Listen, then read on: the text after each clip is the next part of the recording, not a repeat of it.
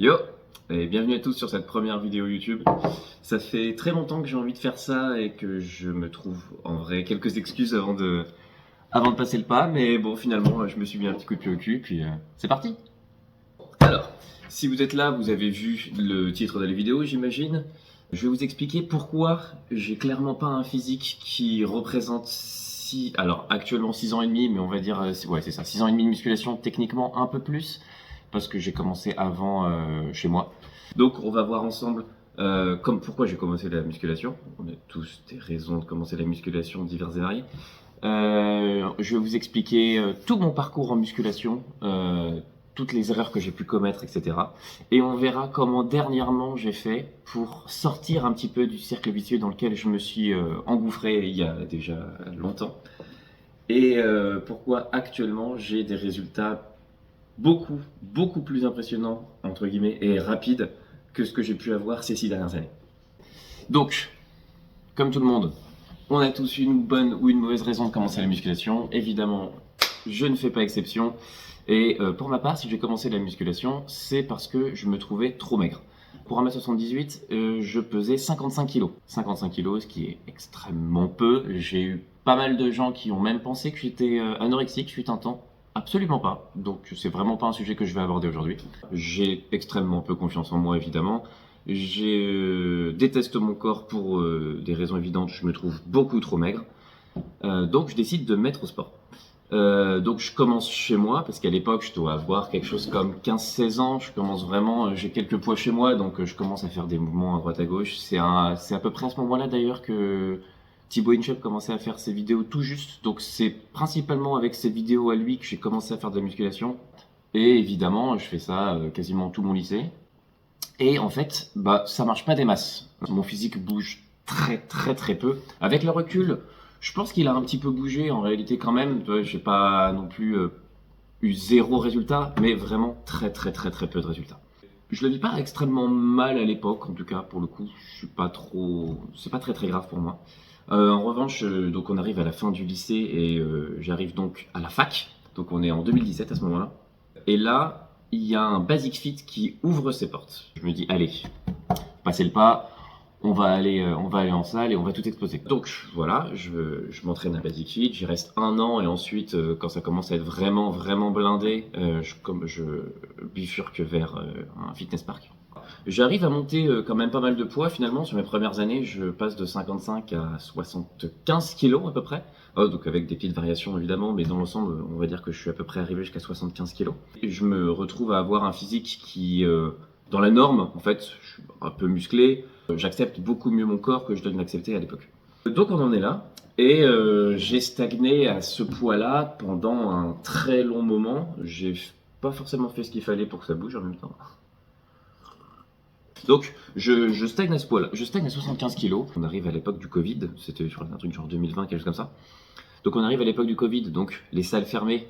Donc j'investis un tout petit peu de matos que j'installe dans mon garage pour pouvoir faire de la musculation encore chez moi. Principalement, j'avais quelques poids et des anneaux de gymnastique. En fait, c'est extrêmement pratique les anneaux de gymnastique, sachez-le, parce que vous pouvez tout faire avec. Vous avez accès à tous les exercices que vous faites avec des TRX et tous les exercices que vous pouvez faire avec des barres de traction ou de dips. Alors c'est un petit peu plus compliqué, mais dans l'ensemble, vous pouvez vraiment tout faire avec des anneaux, donc c'est fantastique, et avec quelques poids à côté, ce qui me permettait également de bosser mes jambes. Génial. Sincèrement, j'ai plutôt réussi à bien progresser pendant le confinement, étonnamment. Les salles réouvrent, donc on reprend la pratique, etc. Machin.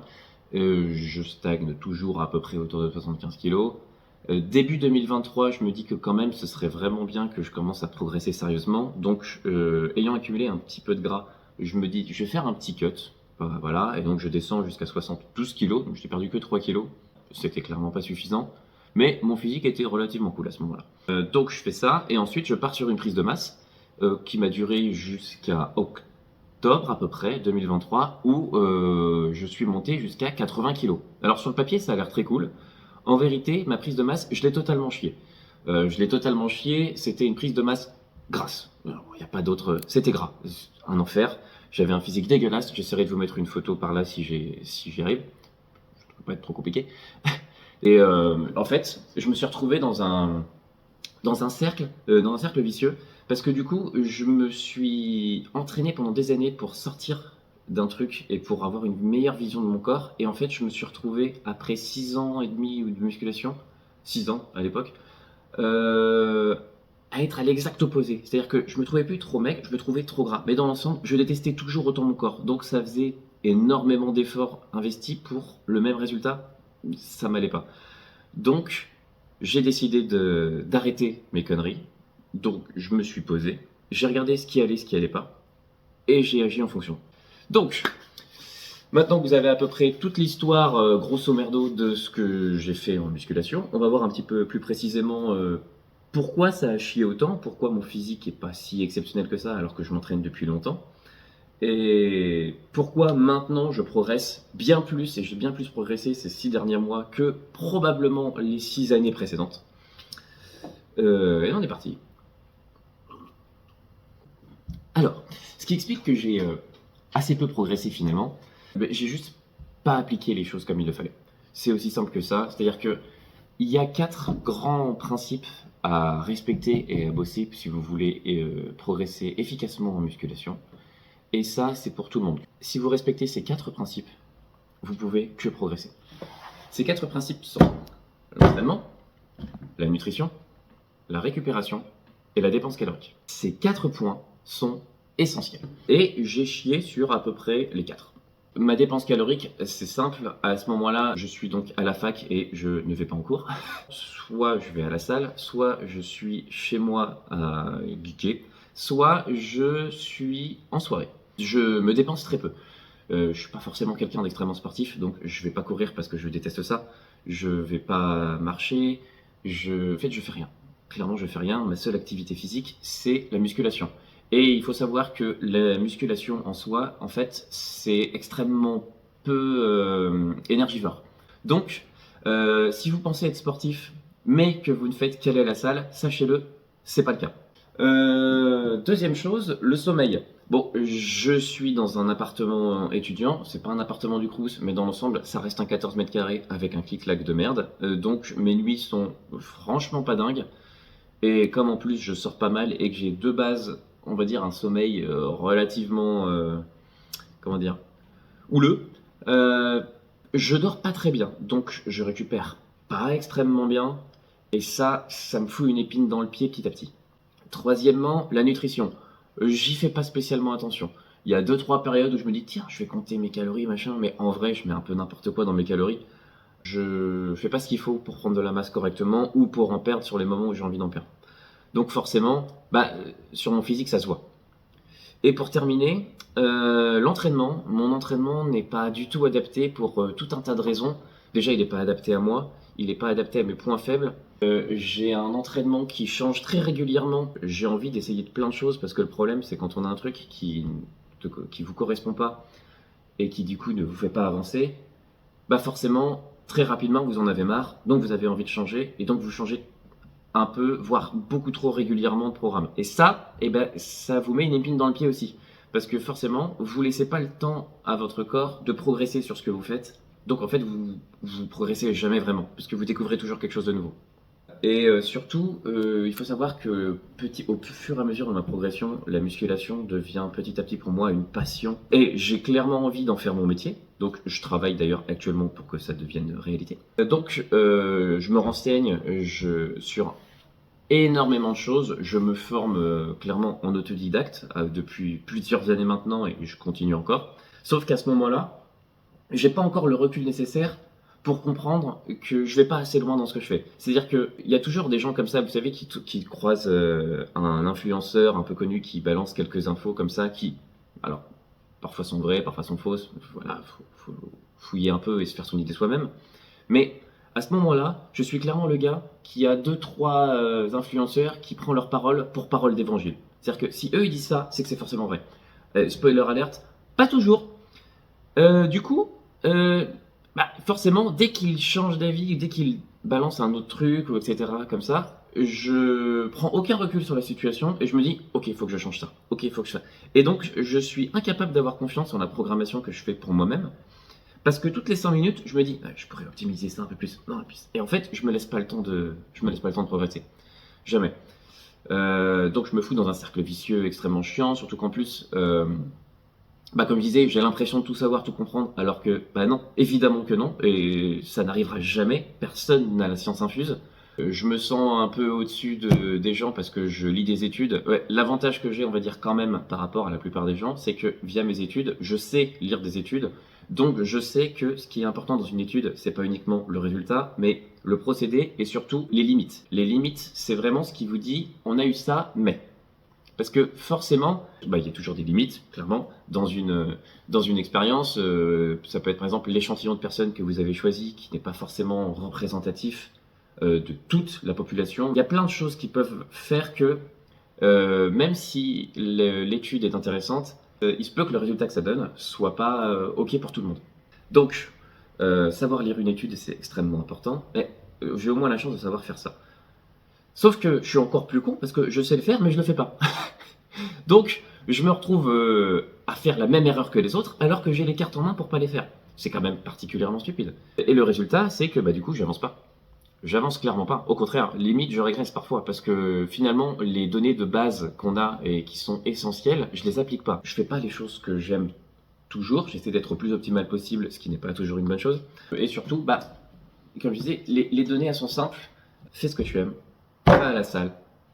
Donne tout ce que tu as. Terminé. C'est tout. C'est aussi simple que ça. Le truc, c'est que c'est pas ce que je fais. J'ai donc une programmation qui change trop régulièrement, je m'entraîne pas assez dur, je n'ai pas un programme adapté.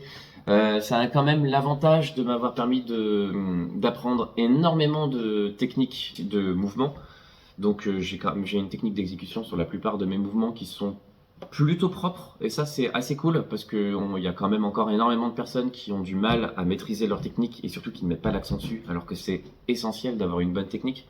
Ça m'a permis de tester énormément de choses. J'ai testé des programmes de force, des programmes j'appelle ça des programmes athlétiques, c'est-à-dire les programmes un peu qui ressembleraient à une prépa physique si vous faisiez un sport, peu importe quel sport, mais vous voyez, si vous faisiez de la musculation pour préparer un sport, par exemple, si vous êtes rugbyman, vous avez une prépa physique axée sur le fait d'être bon au rugby.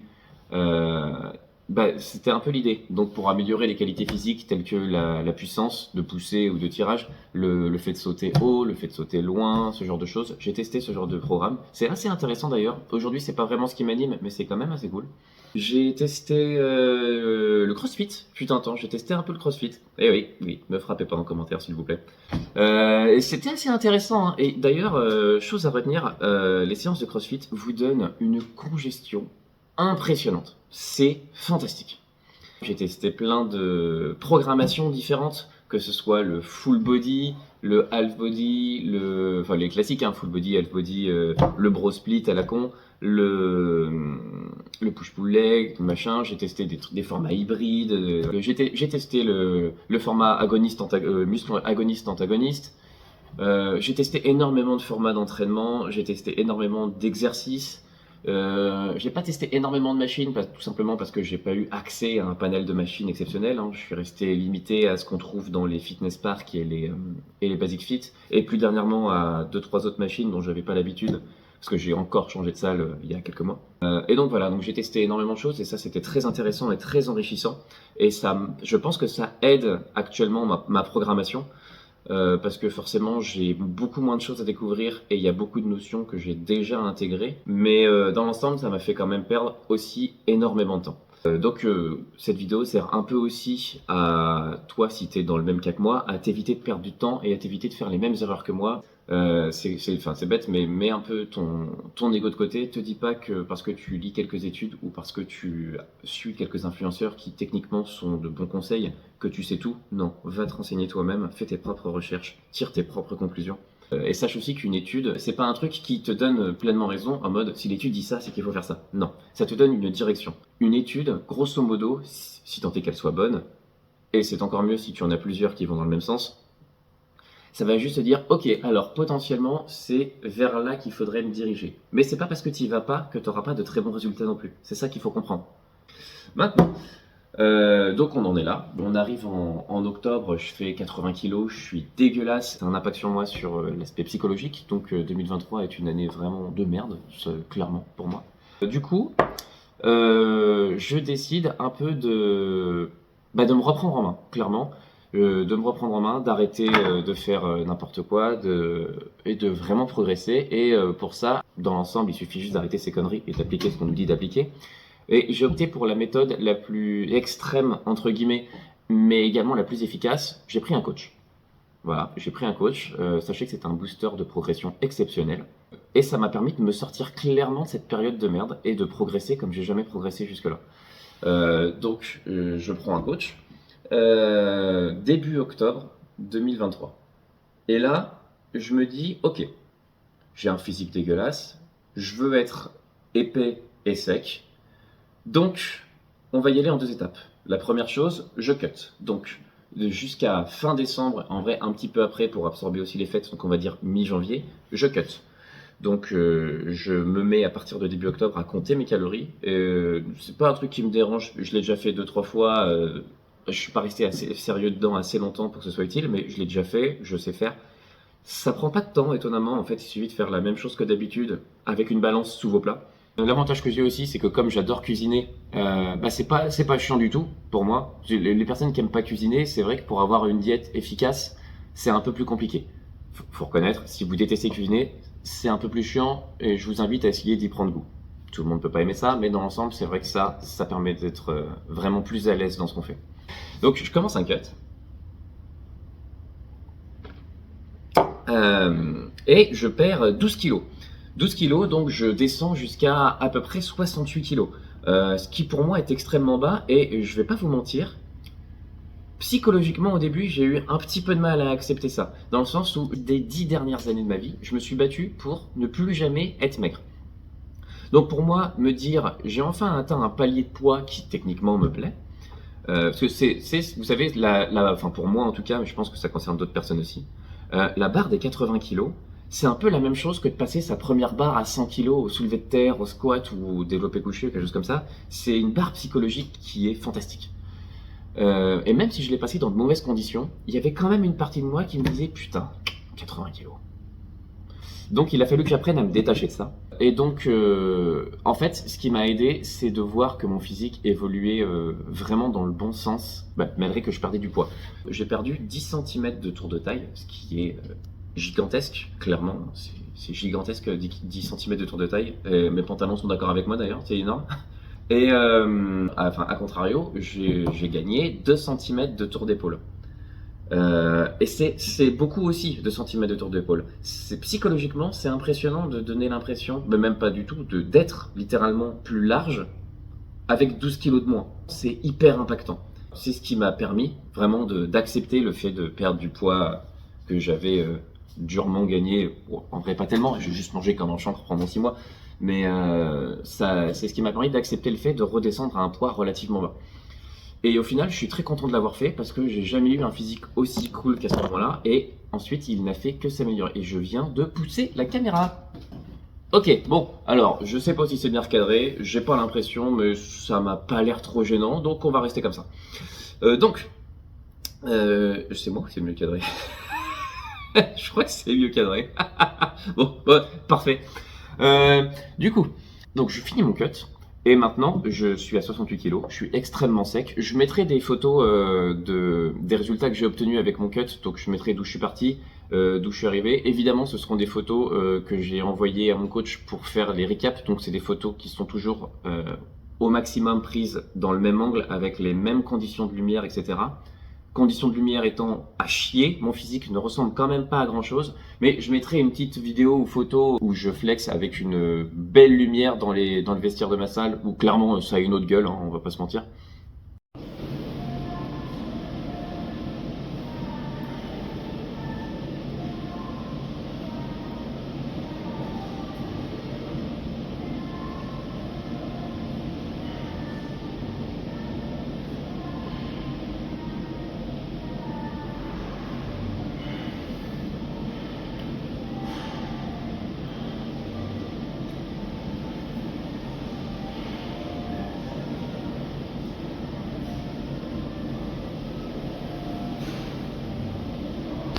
Je pars sur une prise de masse donc en mi-janvier, où là, le but est simple. On commence par faire ce qu'on appelle une reverse diet. C'est le même principe qu'une diète classique. Enfin, quand vous allez faire une diète pour faire une sèche ou un cut, vous allez diminuer petit à petit vos calories.